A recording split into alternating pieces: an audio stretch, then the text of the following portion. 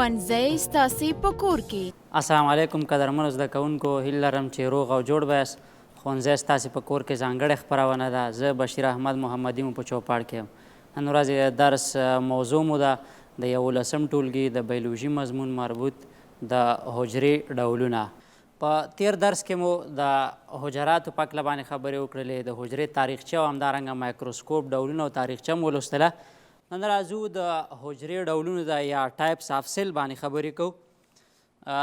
حجره عموما ستاسې د کتاب مطابق دا چې کوم دی په دوو غټو ډولونو باندې ویشل شوې ده.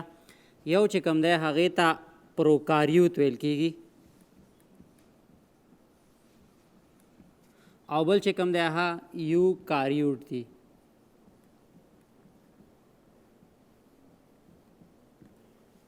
پروکاریوت دا د دوه کلمو څخه اخیستل شوی دی. یو چې دی پرو په معنا د پرایمیټیو یا ساده، پرایمیټیو یا ساده، او کاریوت په معنا د هستې ده.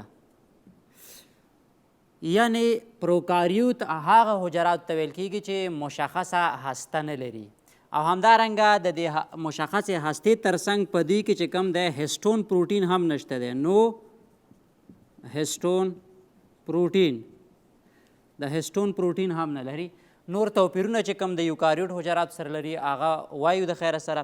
خو صرف دومره په تعریف کې تاسې باید یاد کړئ چې پروکاریوت هغه حجراتو ته ویل کېږي چې مشخصه هسته نه لري، یعنې هسته یې د هستوي غشا په واسطه باندې نه ده احاطه شوې. په یوکاریوت حجراتو کې ایو په معنا د ټرو یا حقیقي او کاریوت په معنا د څه شی دی هسته. نو موږ وایو چې هغه حجراتو ته ویل کېږي چې حقیقي هسته ولري، یعنې مشخصه هسته ولري او هسته یې د هستوي غشا په واسطه باندې احاطه شوي وي. همدارنګه په دغو حجراتو کې د هسټون پروټین هم شته دی، یعنې هسټون پروټین د ډي ان اے سره یو ځای وي او په دې کې چې کوم د هسټون پروټین د ډي ان اے سره موجود نه وي. دلته موږ د هسټون یادونه ځکه کوو چې یو دریم ډول حجرات هم شته دی چې هغه ستاسې په کتاب کې نه دی ورکړي. هغې ته ویل کېږي میزو کاریوټک. میزو کاریوټک هغه حجراتو ته ویل کېږي چې هم د پروکاریوت خاصیتونه لري او هم د یوکاریوت خاصیتونه لري. په دې کې چې دی مثال په ډول باندې دغه حجرات چې کوم دي مشخصه هسته لري، مشخصه هسته، یعنی دغه خاصیت د چا سره مشابه دی؟ د یوکاریوت حجراتو سره. او همدارنګه تر څنګ چې دی نو هسټون، بلکې د هسټون پروټین نه لري. دا خاصیت د چا سره یو شان دی؟ د پروکاریوت حجراتو سره. نو ځکه دې ته چې ویل کېږي میزو کاریوټک حجرات، یعنی د دې دواړو ترمنځ پراته حجرات دي، د دې دواړو په مابین کې دي. دغه میزو کاریوټک حجراتو کې یو مثال دی. مثال په ډول باندې دا په کومو ژوندیو موجوداتو کې پیدا کېږي؟ په ډاینوفیشیا کې. ډاینوفیشیا دا چې دی دا د الجیانو یو کلاس دی. ډاینوفیشیا د الجیانو یو کلاس دی. پروکاریوت حجراتو مثال چې دی یا اگزامپل چې کوم دی بکټریا، همدارنګه شنه الجی یا بلو گرین الجی چې ورته ویل کېږي، او همدارنګه مایکوپلازما. په دغه ټول ژوندي موجودات چې کوم دي د دې ترکیب څه شی دی؟ پروکاریوت حجرات دي. او همدارنګه په یوکاریوت کې څه راځي؟ پلانټس یا نباتات او انیمل یا حیوانات. دغه څه دي؟ دغه ټول نباتات او حیوانات د یوکاریوت حجراتو څخه جوړ شوي دي. حجرات مشخصه هسته لري او ترڅنګ یې ډي ان اے از اسوسییټډ ود هسټون، یعنې هسټون یې د ډي ان اے سره څنګه دی؟ یو ځای دی. او په پروکاریوت کې چې دی هسته مشخصه نه ده او همدارنګه ترڅنګ یې هسټون پروټین د ډي ان اے سره یو ځای نه وي پکې. او په میزو کاریوت کې هم مشخصه هسته لري خو هسټون پروټین پکې نشته دی. اوس ستاسې د کتاب مطابق موږ یوازې دغه پروکاریوت او یوکاریوت حجراتو توپیرونه لولو چې پروکاریوت حجرات د یوکاریوت حجراتو سره کم توپیرونه لري، کم فرقونه لري. د پروکاریوت او یوکاریوت حجراتو ترمنځ توپیرونه زیات توپیرونه لري. ځینې دلته ستاسې په کتاب کې هم راغستې دي خو ځینې اشتباهات هم دلته پکې شته دی. موږ دا په تخته باندې اصلاح کوو، تاسې را سره پاتې شئ. لومړی موږ دلته لیکو چې ځانګړتیا دلته پروکاریوت حجرات او دلته یوکاریوت حجرات. په ځانګړتیاو کې لومړی ځانګړتیا ته که چېرته موږ راشو هغه څه شی دی سایز یا د دې حجرې جسامت یا اندازه ده. سایز ته که چېرته راشو نو دا د 0.5 مایکرون نه تر 15 مایکرون پورې ده او یوکاریوت حجرات چې کوم دي دا د 15 مایکرون نه تر 20 مایکرون پورې څه لري جسامت یا غټوالی لري. تر څنګه چې کوم دی بل چې موږ که چېرته دې وګورو نو دویمې سیلوال یا حجروي دیوال. سیلوال یا حجروي دیوال ستاسې په کتاب کې لیکلي چې پروکاریوت حجرات چې کوم دي دا حجروي دیوال نه لري خو پروکاریوت حجرات هم حجروي دیوال لري ځکه بکټریاګانې سیلوال لري نو دې په خاطر باندې موږ وایو چې پروکاریوت حجرات هم حجروي دیوال لري خو توپیر یې وایو. په پروکاریوت کې چې کوم دی حجروي دیوال د پیپټیډو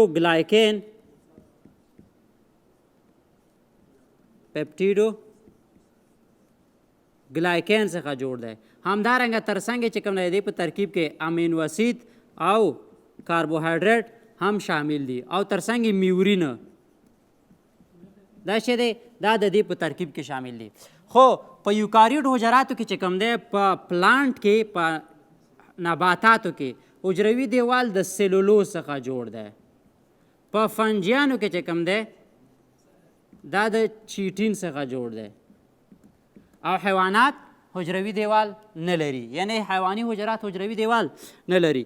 دریم چې کوم دی هغې کې موږ چې سیل ممبران CM یا سیل ممبران تکنس یا ډبلوالی د حجروي غشا ډبلوالی چې کوم دی په پروکاریوت حجراتو کې د حجروي غشا ډبلوالی چې کوم دی دا د 40 نه تر 50 انګسټرون دی او په یوکاریوت حجراتو کې دا چې کوم دی د 15 نه تر 100 انګسټرون پورې راځي.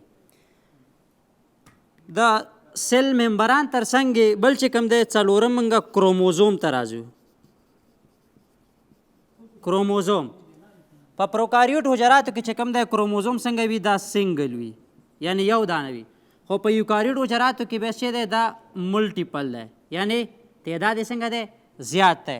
همدارنګه پنځم چې کوم دی موږ ډیویژن ته راځو یا تقسیم ځکه ټول حجرات د ویش په نتیجه کې څنګه کېږي زیاتېږي تقسیم کوي. نو په پروکاریوت حجراتو کې چې دی مستقیم ویش دی یا ورته ایمایټوزس ویل کېږي مستقیم ویش او په یوکاریوت حجراتو کې بیا میوسس او مایټوسس دی دغه دواړه ویشونه پکې صورت نیسي. تر څنګ مونږ په دې کې شپږم چې کوم دی هغه چې د DNA ده. DNA په پروکاریوت حجراتو کې چې کوم ده DNA څنګه ده سکیټرډ ان سایټوپلازم یعنی په سایټوپلازم کې څنګه ده خوره ده په سایټوپلازم کې خپره وي یعنی په خپور شکل پراته وي او مقدار کم وي او تر څنګ دغه DNA چې کوم ده په یوکاریوت حجراتو کې څه ده د هستې په داخل کې وي د هستې په داخل کې وي او مقدار یې څنګه وي زیات وي. همدارنګه اووم توپیر چې کوم دی هغه چې دی انډوسایټوزس او همدارنګه اګزوسایټوزس. انډوسایټوز او اګزوسایټوز په دې کې څنګه دی ایبزنټ دی یا نشته دی او په دې کې چې دی پریزنټ یا موجود دی یعنی بکټریایي حجرات هیڅ کلم انډوسایټوز او اګزوسایټوزس نشي ترسره کولی خو یوکاریوت حجراتو کې دا انډوسایټوز او اګزوسایټوز کېږي لکه په مایکروفیج کې همدارنګه په نیوټروفیل کې او په نورو حجراتو کې څنګه کېږي ترسره کېږي. اتم چې کوم دی په دې کې اتم ډول کې موږ هیسټون پروټین ته راځو. وخت مو په تعریف کې هم ویل چې په دې کې هیسټون پروټین څنګه دی نشته دی یعنی ایبزنټ دی او په دې کې چې دی هیسټون پروټین پریزنټ دی یا موجود دی پکې شته دی. راځو نهمې ځانګړتیا ته. نهمه ځانګړتیا چې کوم ده میزوزوم دی. میزوزوم یو ساختمان دی یعنی د حجروي غشا داخل ته ننوتلې برخه ده. انفولډینګ آف سیل ممبران دی چې دا چې دی دا په پروکاریوت حجراتو کې چې دی موجود دی یا شته دی یعنی پریزنټ دی او د دې وظیفه څه دی د میزوزوم وظیفه دا ده چې د دې په واسطه باندې دغه پروکاریوت حجرات د تنفس عملیه ترسره کوي، یعنی ریسپایریشن په میوزوزوم کې صورت نیسي. خو دلته په یوکاریوت کې بیا دا چې دی دا ایبزنټ دی، نشته دی، او د دې په ځای باندې چې موجود دی دلته مایټوکانډریا موجود ده، او مایټوکانډریا کې څه کېږي؟ تنفس ترسره کېږي. لسمې چې کوم دی موږ وایو چې ممبران باونډډ اورګانیلز، ممبران باونډډ اورګانیلز هغه اورګانیلونه چې د غشا په واسطه باندې پوښل شوي دي. مونږ په سایټوپلازم کې خیر سره وایو چې په سایټوپلازم کې دوه قسم اورګانیل، یو غشا لرونکي او بل غیر غشا لرونکي. غشا لرونکي په دې کې چې دي ټوټلی ابزنټ دي، یعنی نشته پکې. مثال په ډول باندې مایټوکانډریا، ګولجي باډي دا پکې نشته دی، او دلته چې دي پریزنټ یا موجود دي. 11 چې کوم دی هغه مونږ وایو چې په دې کې چې دی هسته، همدارنګه ترڅنګ چې کوم دی هستچا، دا دواړه چې دي په دې کې نشته، یعنی هسته چې کوم ده چې دی دا غیر مشخصه ده، غیر مشخصه ده، او هستچا پکې چې ده دا پکې ابزنټ ده. دلته چې ده مشخصه ده او همدارنګه چې ده پریزنټ ده پکې، یعنی نیوکلیولیس یا هستچا پکې هم څنګه ده شته ده. 12 چې کوم دغه چې ده نایټروجن فکسیشن ده، نایټروجن فکسیشن د پروکاریوت حجراتو کې چې دا موجود دی یا پریزنټ دی، ځکه چې پروکاریوت حجرات نایټروجن فکسیشن کوي. په نباتاتو کې به تاسو ولیدئ چې ځینې بکټریاګانې چې هغه نایټروجن چې کوم دی په نایټریټ او نایټرایډ باندې څنګه کوي بدلوي، پریزنټ دی. خو په دې کې چې دی دې کې بیا ایبزنټ یا نشته دی. د دې ترڅنګ چې کوم دی 14 چې کوم دی هغه ریسپایریټري انزایمونه دي. ریسپایریټري انزایم هغه انزایمونه دي چې په تنفس کې برخه اخلي. نو دا په پروکاریوت کې چیرته موجود دي؟ په میزوزوم کې، میزوزوم. او دلته په څه کې دي؟ په مایټوکانډریا کې، مایټوکانډریا کې شته دی. همدارنګه 14 چې کوم دی په دې کې هغه رایبوزوم دی. رایبوزوم په پروکاریوت کې څنګه دی؟ دا 80 سویډبرګ دی، او په دې کې 80 سویډبرګ دی. او 15 چې کوم دی هغه موږ سره چې دی سیکشوال ریپروډکشن،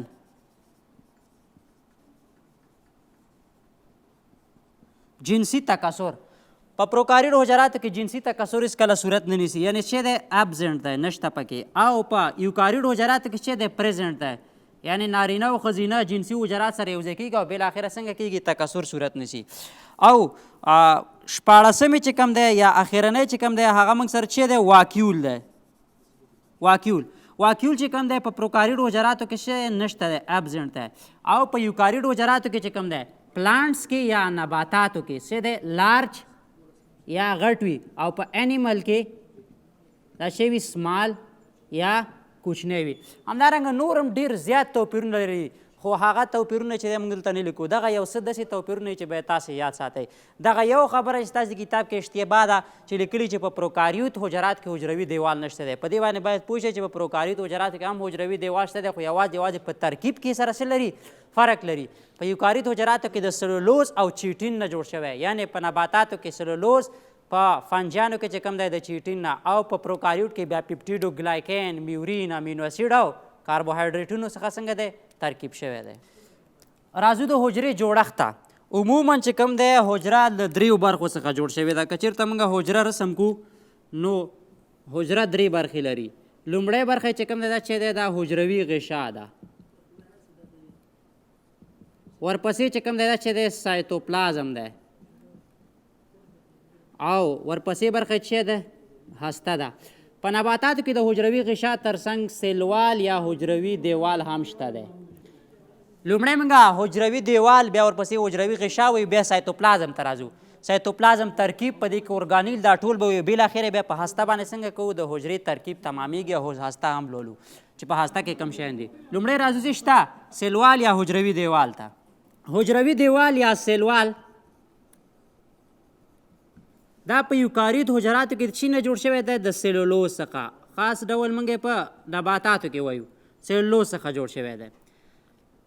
حجروي دیوال درې برخې لري ستاسې کتاب مطابق یو چې کوم دی میډل لمیلا ده یا میډل لمینا بل پرایمري وال او بل چې دی سیکنډري وال دی که چېرته شکل تیرا شو نو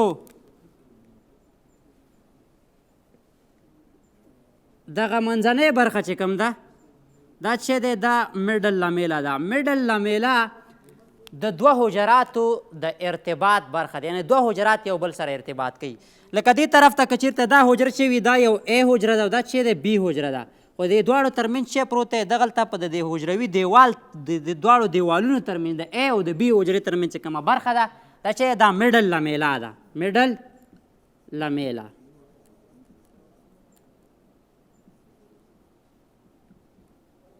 او میډل لمیلا چې کوم ده د دې په ترکیب کې کلشیم او همدارنګه مګنیشیم چې کوم دی دا سره یو ځای شوي دی او د دې په ترکیب کې شامل دي او همدارنګه په میډل لمیلا کې چې کوم دی پیکټین هم شته دی پیکټین وظیفه دا ده چې دغه حجرات د ډېر کمپریشن یا ډېر زیات فشار سره مخامخ کېږي د هغې په مقابل کې مقاومت ښیي او همدارنګه انزیمونه لري د انزیمونو وظیفه دا ده چې دغه سلوال یا حجروي دیوال چې دی دا څنګه کوي تخریبي تر څو دغه حجره چې دی یو نوی شکل ورکړي یا د نوي ساختمان په جوړېدلو کې دې سره څه کوي مرسته کوي د دې میډل لمیلا څخه داخل طرف ته چې کوم دی لومړنی دیوال یا پرایمري وال دی لومړنی دیوال یا پرایمري وال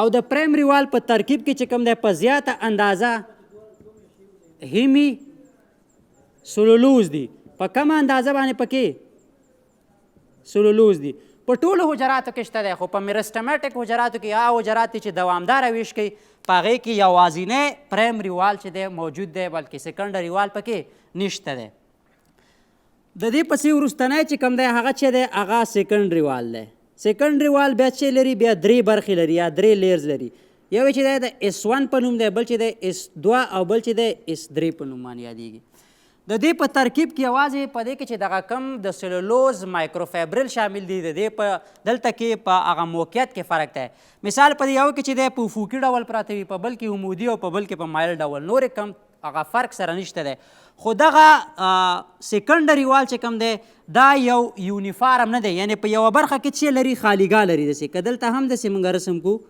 چې دغه درې طبقې شوې S3 S2 او S1 نو دې ترمنځ دلته کې یوه خالیګاه موجود ده او دغه خالیګۍ چې کوم دی دغه خالیګۍ ته پیټ ویل کېږي پیټ د پیټ وظیفه دا ده چې دغه حجرې څخه بلې حجرې ته د غذایي موادو د انتقال او همدارنګه د تبادلې کې څه کوي مرسته کوي دغه بیا د دې پیټ کې چې کوم دی په داخل کې دغه پرایمري وال او لمیلا چې سره یوځای کېږي دې ته بیا څه ویل کېږي دې ته ویل کېږي پیټ ممبران خو سیکنډري وال یا SW د دې په ترکیب کې په زیات اندازه باندې چې دي سلولوز دي او په کمه اندازه پکې هیمی سلولوز دي او همدارنګه د دې ترڅنګ نور مواد یا نور سبسټانس هم پکې شته دی چې یو پکې سوبیرین دی همدارنګه لیګنین او کیوټین پکې هم څنګه دي شامل دي خو تر ټولو مهمه ماده پکې چې د سلولوز ده دغه پیټ چې کوم دی دا بیا د ساختمان یا شکل نظره په دوه ډول یو سمپل پیټ دی په سمپل پیټ کې دی چې دواړه برخې دسې سره څنګه وي مساوي وي یعنی پاسنۍ او لاندنۍ برخه کې قطر ټول سره څنګه وي یو شان وي دا سمپل پیټ په نوم باندې یادېږي سمپل پیټ او دا په انجیوسپرم نباتاتو کې وي او بل چې کوم دی که چېرته مثال یو طرف کې دغه پیټ چې کوم دی دا څنګه وي ژوروالی لري او په بله برخه کې تنګوالی لري یعنې منظم نه وي دې ته بیا بارډر پیټ ویل کېږي او دا په جمنوسپرم نباتاتو کې په دغو کې څنګه وي شامل وي هر کله چې دغه پیټ په دواړو طرفونو کې ویني یو بل سره باید څنګه وي مخامخ پروت وي ځکه که چېرته په یو طرف کې پیټ دلته وي په بل طرف کې پیټ دلته وي نو دغه دویمي دیوال چې کوم دی سیکنډري وال دا د موادو تبادلې ته اجازه نه ورکوي چې یو څخه څنګه شي بل ځای ته انتقال شي. ګرانو زده کوونکو دا و د نن ورځې درس. تر بیا چې د یوې نوې موضوع سره ستاسې په خدمت کې حاضرېږم، تر هغې مو په لایزال رب سپارم. هر چیرې چې یاست خوشحاله اوسئ. د الله په امان.